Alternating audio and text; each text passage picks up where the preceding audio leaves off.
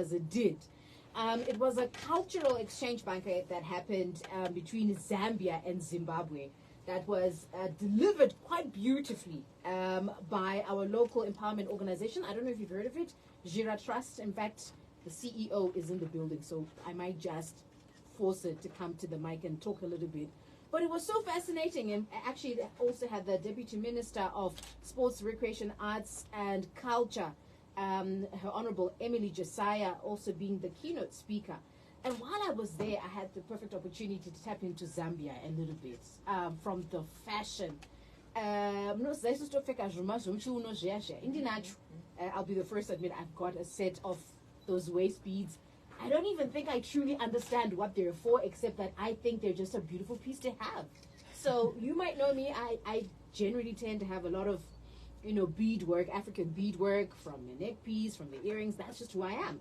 So I have that, not even truly understanding what it's all about. Until I saw it on one of the Indian ladies. Did I just call you Indian? Yeah. I just said Indian ladies. What is that? Zambian ladies. Teresa. I think it was Teresa who had it on. Was it Vikacha? You had it on. A green piece, and I was like, yeah, there goes that thing. And interestingly, most of the time when we wear it in Zimbabwe, at least in my experience, we cover it up. Nobody actually walks around confidently in their waist beads. But not this set of ladies. And then the other one had, let me try to describe this for you. Also, by the way, the theme to this banquet was that you had to be dressed as traditionally as possible. So it's not just you pulling out your African fabric, your javas, your kente, whatever. No. It was your typical dress from a cultural point of view. And I know from a Zimbabwean point of view, that is very debatable because we're still trying to figure out what the actual outfit should look like outside the fabric, the national fabric we have. And then there was this short girl from Vudwi who had, I think it's like an animal, it was an animal height as a skirt, but it also had like this interesting, I'll call it a top for lack of a better word, but we're going to ask her what that is. So it was very interesting to see, different costumes, if I can use that word, from an African perspective coming alive. And I knew that there was no way we were going to let a piece of Zambia go back to Zambia before we could actually connect with our sisters from next door. And can you imagine at some point in Africa, we were actually, and we still are in a sense, but we were more one than we are now. True. You wouldn't be Zambian. You would just be me, and I would just be you. Right. And, I was telling you also, I have a totem show every Thursday, and our contributor, Cosmas Nyamutswa, asserts that Tonga is actually should be the major tribe in Zimbabwe, looking at history, looking at our totems and how we've then moved and stuff. But Tonga was actually the foundation of the Shonas in Zimbabwe. So it's very interesting to see that Tonga is much more alive. It's alive in Zambia, and it's burning. And another interesting thing I'll tell you before I introduce our guest today. Amina Kadeas Morea. Actually, they have that in Zambia, and I was so surprised. That what Amina Kadea Simorea Amina one chance That's weird. That was so weird for me to say. Now I'm trying to figure out who did what to who. And even those lyrics apparently are not even the original ones. It was us colloquializing whatever game or words. Good morning, ladies. Let me introduce you to our listener, and I'm sure you also happily tell us a little bit more about yourself. So I will start with Teresa. Teresa, your last name, you have to forgive me. I've been practicing, but I'm not going to try and say it because I will probably butcher it. So Teresa is it Teresa or Teresa? However you like. Thank you for liberating me there. So Teresa is a comedian. She's also a content creator. She's also into advertising. She's an actress. She's a makeup artist. She has like a wide spectrum of things that she does. She's in the studio this morning. Let me start off by welcoming you. Good morning, Teresa. How are you? Good morning. Thank you. How are you? Good. So walk us through your last name. How do we say that? Yainga. Yainga. Yainga. Yinga. What language is that? That's solid stroke language. I am not even trying to repeat that.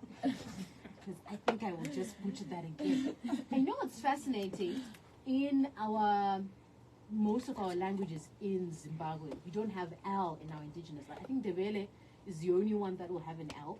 Most of the other ones, there's no L. We have more of R. Yeah, exactly. We've got more of ours. What does that mean? Does it mean anything?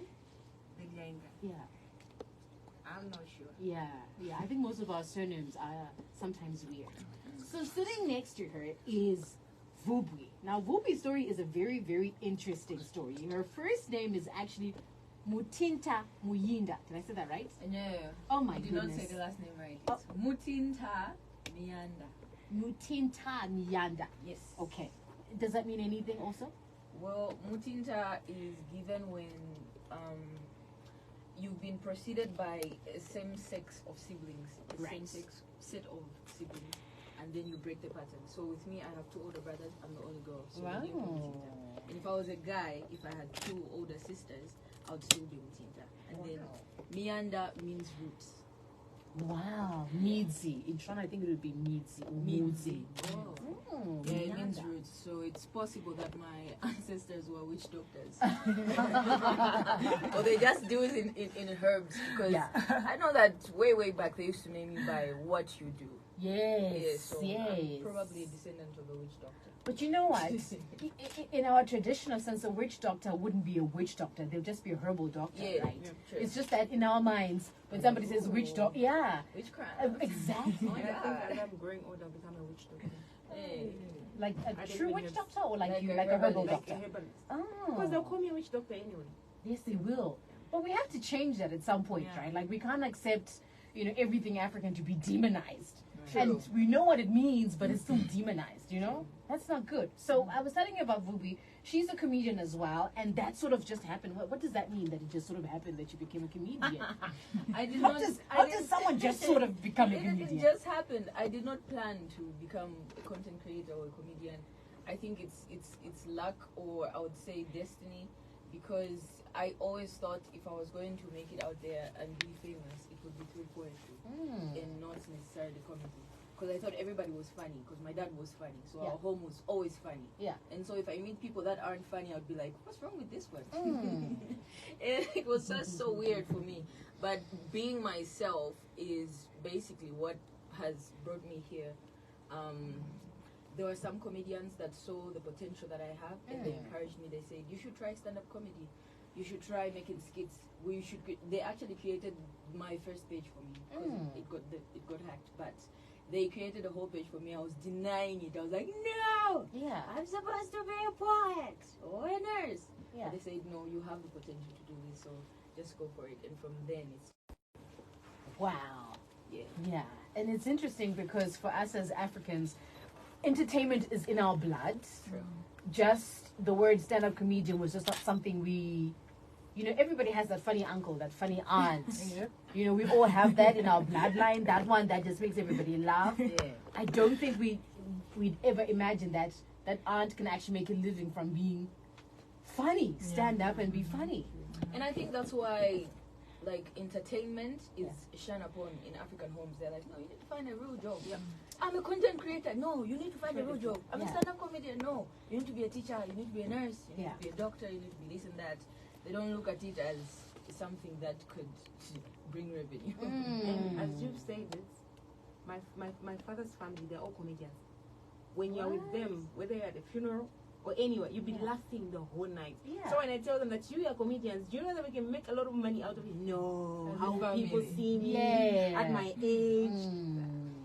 Yeah, I wonder how we could change that, if at all. That's a very interesting discussion. I think it would be so great. Yeah. It would be so great, Yeah. and more investment in the entertainment industry is going to be supplied. Yeah. I don't know about Zambia, but I also think sometimes the problem is we have non-creative people leading creative spaces. So sometimes you might find that the minister or the PEMSEC, whatever, may not necessarily, they may be a great academic, but they don't get the minds of creatives enough to actually lead those spaces and, pivot the sort of things we need to happen in our creative space. I don't know if it's the same thing in Zambia. It is actually. It is? It's even worse than that. Oh no. You give somebody who doesn't even like content creation. Right. So they're like, what are these doing? Right. They won't even understand. They think you should be in class and, you know, being... Yes. Education is the key to success. Yes. Yeah, I'm not even going to comment on that because it's such a, especially for a black man, that's the only way we knew to be free was through education. And then, last but in no way least, she came, she is Cinderella. She came hoping to find the prince with the other gold slipper. Has she found the prince yet? I haven't seen any frog that can turn into a prince. Not yet. Not yet now. If I speak, She lying. Sounds like she's lying. This one. I Sounds open like my mouth right now. Do Yes. not. Chaos. Do not. Do not. Do She's not. lying now. Do not. She's been seeing no, somebody. For like, do What not listen now? to anyone. apart What from now? me. Yeah, well, we can just ask him to speak. So that is the voice of Vikacha. She's also a stand-up comedian. She's an event hostess. She also sees herself as an actress. She's also a content creator. She's a producer, and she's also a Chewa voice artist and translator. Yes. Wow, is that a thing? Like being a Chewa voiceover artist and translator? It is a thing in my country because most people, organizations, companies are looking at the best way of taking each and every information necessary to everybody in the rural, in towns. So there are voiceover artists who do in English.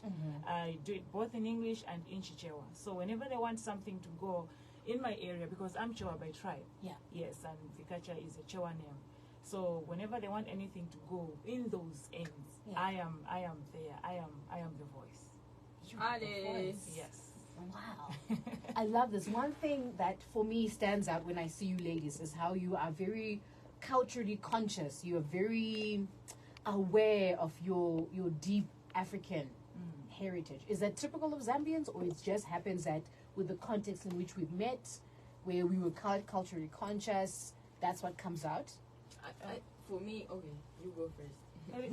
For me, in my tribe, it's a thing. You need to know where you're coming from. You need to remember where you and I come from the same village, and we meet in a town. We become relatives. Right. No two ways about it. We become sister, brother and sister. And we also have a traditional ceremony that you have to attend. I don't like to attend it now because the last time I attended there was a fire, so I got scared. But I love it. It's amazing. And I'm one of those people who used to go and sing for the nyao and dance for the nyaos. Yeah. What? Those nyawe, nice nyao. For us, I'm scared of those things. Why? I think it's just our cultural context. Like, is that the tall? Yeah, they do actually. They're like the tall. Yeah, they're different. And they dance and they. Yeah. Crocodiles, lions. Yeah, my hairdresser was telling me she had experience in the area that she stayed, that when her son was a toddler, chinyao. I don't know if you understand this if I say Shona. It sounds much better in Shona. Chinyao chakatora mwana, duvaina ni mwana. Yeah, so because he wanted money. So she had to chase him to get her son back. But she was so annoyed, she went to him and then he said, hey, this one is not playing games. So apparently he literally threw the baby. No. I'm telling you. He threw the baby.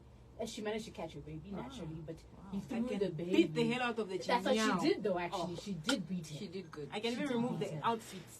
Smack him direct on the Smack his face. butt. So they're not scary for you guys. They are. They are very scary. Yeah. We call them beasts. In Chichewa, we say chirombo to mean a beast. So Chirombo. Whenever they are dressed like that, they are not human beings. So if I look at your feet and say Folake, I'm gone. Because you're not Folake at that point, you're a beast. What? Yes. Do you think it's a spiritual experience? There is that involved as well. They're deep like that. What? Yeah. What? Bobby, you're about to also answer to the question about your cultural awareness. I believe that, like Vikacha said, your parents take you to the village so that you learn about their culture. But at the end of the day, it's still your decision to make. Mhm. Do you want to embrace it, or do you want to say, I don't want this? Right. I know people that I have interacted with and I've asked them questions about their culture, their village, and they just go, I want nothing to do with that. I don't even want to go to the village anymore because of A, B, C, D. So at the end of the day, we are exposed, yes, but it's our responsibility either to embrace it or to shun from it. Yeah. And for me, I feel I was not allowed to go to the village, but I was born curious. I was born curious, and this is something that I don't really talk about. When I was born, there's that thing of giving your ancestral names to the children. The owner of my name had spiritual things. Really? Right. Yes. Okay, she was like me. Like she was hardworking. I know I'm hardworking. She was creative and she was all that. So, but the only problem was she had spiritual things. I don't know what you call it here. Museum. Muzimu, yeah. Muzimu, yes. Ancestors. Yes, she had those. So the only way they would come down when she gets those is to beat drums for her. You beat drums, then she collapses. Where she collapses, you leave her there. And then what does she do? She'll wake up normal. So I feel that has made me to have that curiosity. I don't have those. Yeah. I don't have those, but What if it's a gift that she actually has? We just don't know how to harness it. It's actually a gift, but I don't really. I'm not allowed to talk about it. Yeah, I get you. Yeah. So and then as I was growing, they gave me when your grandma dies, you're given the name. So I was given her name, Right. and she was seeing things. She would see things. She would literally see when somebody's sick. She would dream about the medicine, and she would go into the bush and get that medicine and come and give you. So I have that. Yeah. But I'm short-tempered. So that has made me. I feel, even if I don't go to the village, because mostly they stop me from going to the village because of witchcraft. There's too much witchcraft. So they're like, no, don't. But I have that in me, and I know one day, somewhere there, I'll be there. That explains why you were saying you're going to be a a herbalist later. But I think we're all scared, really, to explore that other African side of ourselves. I am too. I'm curious. Why do you think we are scared, though? Because we've been told that everything African is demonic and we all want to go to heaven. I want to go to heaven. I'm telling you now. And I'm scared that exploring that side might leave me out of what if they were right. Right. They're actually right. What? That what? That we had. That there's witchcraft somewhere. Okay, there's good herbal, like you say, herbalist, and the witch. Yeah. Witches are there. But that's everywhere. Like, Yeah. I mean, even there's good and bad everywhere. Yes. You know what I mean? Like, even in Christianity, or anything that we may think is good, there's bad there. But for us, we've just been told, no, African. that's it. We're the worst. We're evil. We are, and that scares me a little. Yeah, it is scary because the most evil people are our own people. Yes, our own people. That is I very think it comes back to what Mono was saying. Yeah. We had that whole debate about women hating women. Yeah. And he said we have adopted Western culture. Those people hate us. And now they projected it. And now we hate ourselves because they hate us. Yeah. Because we're trying to copy everything the Western people are doing. That's so true. Yeah. That's so true. I'm waiting for the day where we can confidently wear our afros to a job interview and not feel like, I need to get my hair done because I have an event, I have a wedding. Just feeling like, my If you afro. wear your afro, you'll be called dirty. You know what I mean? Yeah, untidy. Yeah. Serious. Yes. Because you're going to be like that. That's it. That's it. Learn how to It's so weird though. Like we dress up smartly for the interview. Once we get the job and they see how excellent we are, we can show up however, and they're just like, that's who she is. Yeah. Like okay, so I had Yeah. to prove myself first for me to get comfortable in my own skin. Yeah. And I had to prove myself by looking Western. Right? Is it proving or it's pretending? I had to Pretending. pretend. Yeah, I get you. By looking like everything else about ourselves. You know, there was a time where, you know, when dreadlocks are starting out, they're little midgets, annoying little stumps of hair. You know, there was a time where you would not think about going to a job interview with that unless it was like flat, matched down, you know. The moment it's sticking out, they're like, oh, a tank. You know, it was just afunda. You know, they're problematic. You know, it's interesting. It's 10:40 on Capital 100.4 FM Harare Zabi. We are sharing some moments with our African queens from Zambia who are in the country. They had come in as part of an initiative that was started by Jira Trust of bringing women, especially using an art form, which is comedy, together and seeing how we as Zimbabwe and Zambia can actually do more and become more. And I wanted to share them with you also, particularly on Detox. Normally on our show, we talk all things to do with addiction, and because it was Women's Month, we were looking specifically to how, you know, addiction looks different in women and also how we should be responding in a gender-sensitive way. And I know I've been sharing with you statistics over the last month about how, you know, we as women respond differently to a different drug. So, for example, women who use marijuana are more likely to develop anxiety disorders. Men are actually not going to develop anxiety disorders. They will probably become antisocial more than anything else. We also looked at even things like crystal meth and how it changes. Women who use crystal meth are less likely to evolve into other drugs, whereas with men, once they use crystal meth, they're also exposed to many other drugs. But we were also looking quite deliberately at how we should be responding to women from a gender point of view, from the prevention, from the treatment, from rehabilitation. And we had a perfect opportunity to meet Thelma, if you remember her. And Thelma now should be almost 2 weeks out of rehab, and she was sharing her story and her insight into how she got into addiction. And what was striking about someone like Thelma was not your typical case as far as someone you would think would get into addiction. She sounded smart. She sounded like she was coming from a happy family. She felt loved. Of course, during that process, many other things were coming to the fore that she hadn't considered. But it was interesting how typically when we look at drug messaging, don't do drugs, it kills. Say no to drugs. But it doesn't always necessarily and aptly speak to some of the cases like Thelma who don't look like your typical drug case. And did you know right now, as you and I are talking, statistics are saying that over 35 million people actually suffer from substance use disorder. Only 1 of every 6 can actually then access treatment to get off drugs. In Africa, as always, you can imagine, this is another thing we're on the rise with. And we are said right now, there is a 40% increase in people who are using drugs from 2018 all the way until 2030. So that's the next 6 years. We're going to keep seeing an uprising of young people, of people who are using drugs. And of course, you can imagine young people are speaking very highly to that number. In Zimbabwe, for example, the highest rate, right now we are reporting the highest rate of people who are using substance abuse, who are abusing substances between the ages of 15 to 19. They said this is the age group that's actually taking part in drinking. But what's interesting is in Zimbabwe, they call this irregular drinking, right? But now, if we were to look into Zambia, it's slightly different. So, Zambia is said to be one of the African countries that has the greatest alcohol consumption and the greatest prevalence of regular alcohol use in their teenagers. So, I'm curious, let me throw this one to Fubi, because I hear you're part of a cast where I think you act like you're drunk, I think, or a drunk character in the film, in the short series, or the series that you're in, Pali, I think it's called. Yes.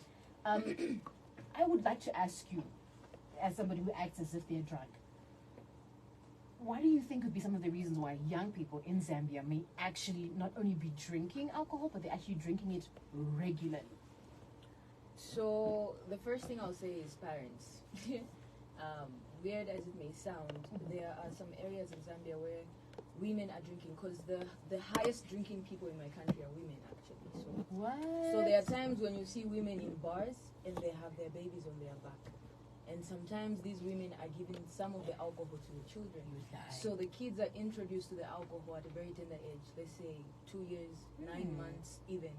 And so when they get older, they see that behavior as normal behavior to them. So you find a 13-year-old drunk, 15 years old drunk.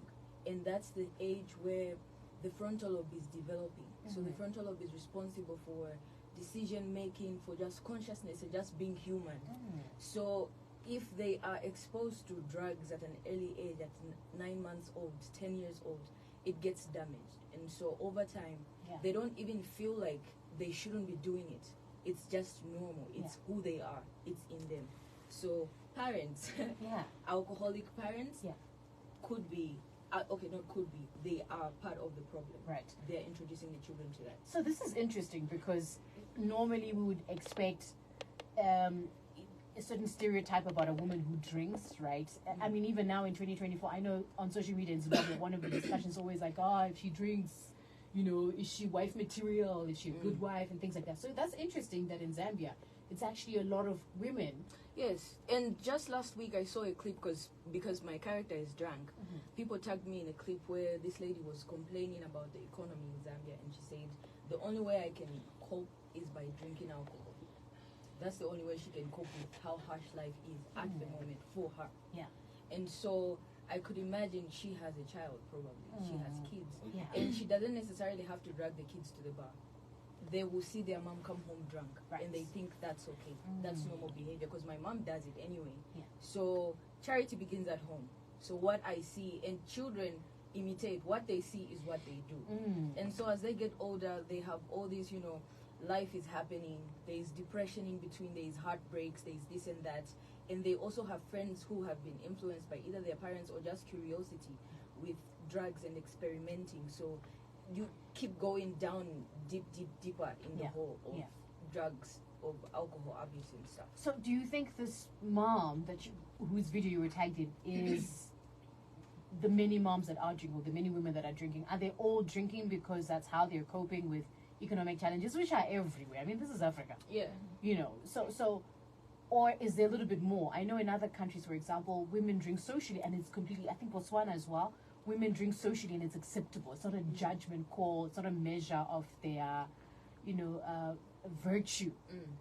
Is that the same thing for you when you see a woman drinking, especially with a baby? Some just want to have fun, honestly. Some just like the taste of alcohol and the high that it comes with. And others, it's genuinely problems because they're trying to shut it out. Because sometimes when you have a problem, it's very hard to see the solution, and it's very hard to also see the reason why that is happening to you. So you're trying to escape, and your only escape is getting high. So when you drink alcohol, you're like, oh, at least I'm in this other reality where I can be happy. Then when you wake up in the morning, you're like, oh, here we go again. Then you're like, I need that euphoria. You go back to the club. So I think it's different reasons. It's because you love the high. It's because of problems. It's because of the economy. Or it's just your friends. They're just influencing you. And Western culture. Western culture.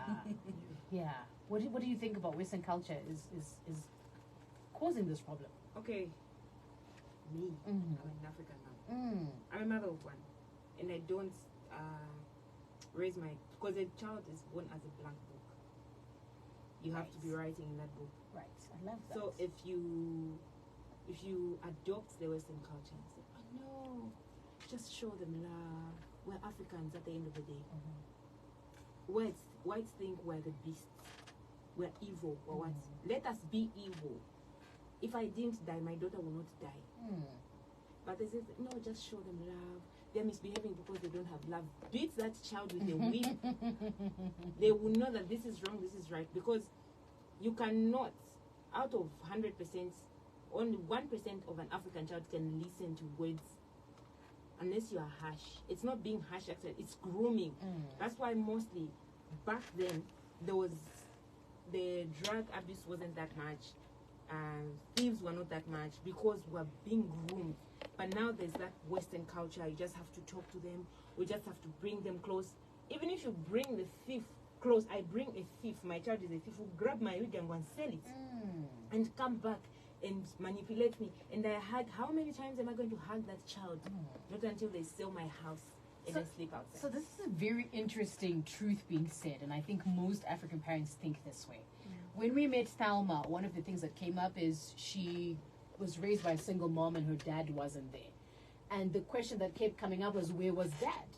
And the learned psychotherapist then said that is the root of your struggles with addiction. And he said because you have a void that was created by not having dad. And I said, but that's interesting because a lot of us as African people have so many stories where you might be an orphan, you may be what, but that's not going to lead us into substance misuse. We're not going to take drugs. We all have a backstory. And they kept insisting that it was directly connected to that. And I'm bringing this up because what then stood out to me was it not just a Western philosophy that we're trying to be forced into? Because in Ubuntu, everybody, we're raised by a community. It's not necessarily mom and dad. It's mbuya, it's sekuru, it's tete, ndibamnini. Mom's mom is a mom's sister is your mom.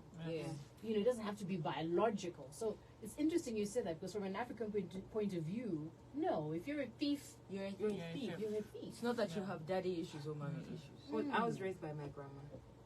She's not a thief. I'm not a thief. So She's not an alcoholic. I'm not an alcoholic. I didn't abuse drugs. So I feel it's just the way you raise. Because Africans, we like imitating, and the imitation is on this. You overdo it. When they say, okay, when I'm stressed, a white man will say, when I'm stressed, I take a glass of wine. A glass of wine will be this half. When a black man say, I also take a glass of wine, to be 4 glasses of wine. Just to put down that stress, that pressure, the depression and everything. And certain things, it's because of laziness. Like, I'm cursed. Because in as much as wood adopts the Western culture, there's always that thing of, I'm cursed. You can't even work hard. You say, I'm cursed, let me just drink. Because you don't know what I'm going through. Do you know what I'm going through? Even if I'm not drinking, doesn't mean I'm not going through things. Exactly. You don't know. You can't understand. I can understand if you talk about it. It's very funny on the part of someone saying you don't know what I'm going through, and then you ask this person, how old are you? They're like, I turned 16. I'm like, what are you going through? What is it? Like you've just turned 16. What problems do you have? You're in your father's house. You don't know how much rent is. You don't know how much food costs. You don't know how it is to take care of a family which has 9 people. So what problems are you going through? So I think we are just people who have a lot of excuses. We want to use alcohol and as an excuse or an escape to something that you can handle. It's like creating a problem on a problem. I think suppression is just like the biggest takeaway, honestly. When, especially with regards to people having problems that they feel they can't solve. So, like suppressing how they feel is what drives them to those extremes. Because once there's a certain dosage that you give your brain. Like if it's your first time, you won't need so much. You have it, then you're high. But then the second time you need more and more and more and more and more until you are just like, okay, now you need help. And they don't realize that they need help because they think everything is fine because they can handle the drugs. So they don't think. And you need to pay to get that help. And you don't have the money. Because how are you going to have the money? You're spending your whole, every time you have money, you're at the bar. Every time you have money, you're looking for this, you're looking for that so that you can get high. Get high. So again, it's like. So all 3 of you consider yourselves influencers, right? How do you think you can use this influence you have specific to the issue of addiction? They say right now 1 in every 4 homeless youth in Zambia is using drugs. How do you think we can reach these young people who are, for one reason, taking drugs? And we're still, they're homeless. I think that gets even more complicated. Okay, so me, I feel. Should I answer? Well, for me, that's a bit of. I'm seeing you beating all these homeless kids. That's for me, like I'm in a little bit of a pickle because that's my character. So like, how am I even going to start to talk about? Hey, don't do this, but I'm in my character and I'm that. So I think that at the end of the day, there's only so much that influencers can do. I can act sober. I can say no to drugs. I can flash this and that, and encourage clean living. Encourage better ways of coping with things. But it also comes down to what the person wants. Are you able to accept? Because change is change is difficult. It's gradual, but it is inevitable. And some people do not like the process of graduality as with regards to change, because it's painful. There's withdrawal from the drugs. There's depression that you're going to have to go through. There's all these horrible things that are going to happen to your body, because it's now trying to come back to the normal physiology without the drugs. So a lot of people do not like that change. They have heard stories of people who have gone through it, and they're like, it can never be me. I would rather continue drinking. It can never be me. I would rather this and that. So at the end of the day, there's only so much that influencers can do. And it all comes down to personal decisions, like, what do you want, really? I can influence you to do something, but is that what you want to do? Because there are people like me who have never succumbed to peer pressure. I only do things because I want to do them. So if the next person comes and tells me, we have to do this, we have to do that, I'll say no, because I don't want to. So I feel like it's the same. There are certain people that are just built like that. There are people that are easy to influence, but there are people who are just like, I make my decisions at the end of the day. So for us, we can do what we can, but it all comes down to, what does the drug you want? Sorry to use that term. I think following what she said, it's something that is quite, it's on the middle. You can, and at the same time, you may not, because this is a brand you've built as a Vikacha, and there are these younger ones who are looking up to you, and they're like, oh, so this is what Vikacha does, this is what Vikacha does. And when I bring in the aspect of stand-up comedy, once they come and watch and understand that I have to go on stage and stand alone and, you know, speak to this crowd of people, they come back and say, there is no way you went on that stage sober. You took something, or you smoked something, because, hey, it can't be me. I can't go on stage and say this and that to the people. Meanwhile, you were just like sober-minded. And then there's a point where maybe at this particular day, you want to go to the bar and, you know, just take a glass of wine and just feel nice and, you know, relax. And then here is a fan meeting you. You were advocating on social media that say no to alcohol, say no to what, and then they come. The next time you say that, they'll be like, we saw you in the bar doing this and that. But is it the same thing as taking in excess, or taking as a casual drink and whatnot? So where you become dependent on the drink or the drug that you're taking in. Got you. That's true. But even me, people, when I say I don't drink, they're like, it's a lie. All that, they call it nonsense. All that nonsense that you do on social media, you do that sober. And mostly my content is of, I love my growing up. So it's mostly how we were raised, like children now, and how we were raised. Got you. So like back then, your mother will not tolerate you come home drunk. You'll be beaten blue black. But nowadays, like, no, the most important thing is that you're back home. Back in our days, they never even cared. If you don't come back, it will pain them. They'll be worried, but they won't show it that they are worried. They'll just show sleep outside. You will sleep outside. You come in tomorrow. But maybe you stay 3-4 hours outside and they'll let you in. But now, like, oh, the most important thing is that let's pray. Yes, prayer is important. I'm a Christian. But also, discipline is very, very important. Got you. Discipline is important. That's why the kids are losing respect. One morning, this boy comes, knocks on the door, drunk, father's bedroom, knock, who is there? Come out, I want to sleep. Because, I mean, you're failing to control yourself as a young kid, and as a parent as well. You're failing to come in and, you know, control behavior. And that's why there are a lot of kids that are killing their parents. Oh, that one is lack a of delicate discipline. one. Yes, it has become a thing now in a lot of rape cases. It's because we're living in the Western world. Yes. In an African Modern. body. Yeah. We're But paying you a know huge what, price Folake, for this. I think it all goes back to Vobi's statement. It's leading by example. It's what the kids are seeing, you know. We are raised by the community, and not just your parents in your house. Your parents in your house might not be the ones drinking, but your other parents outside your home in the community are the ones displaying that behavior. So, and I'll just be like a Generation X type of person right now. You know The what I internet mean? also is contributing. Yeah. Because kids are seeing a lot on YouTube, they're seeing a lot on Netflix, and there's a way that movies have glamorized drunkenness and the usage of drugs. So they just want to live that experience, what they see. Not many of them understand that it's fiction. That's just the script that somebody wrote, and the script was based on what if this character lived life this way and then suddenly turned out this way, and yada yada yada. So what we want to do, we're going to go to the news bulletin, and then when we come back, we want to bid you farewell nicely, and then you can also give us your handles. It's 11 o'clock. It's time for the news.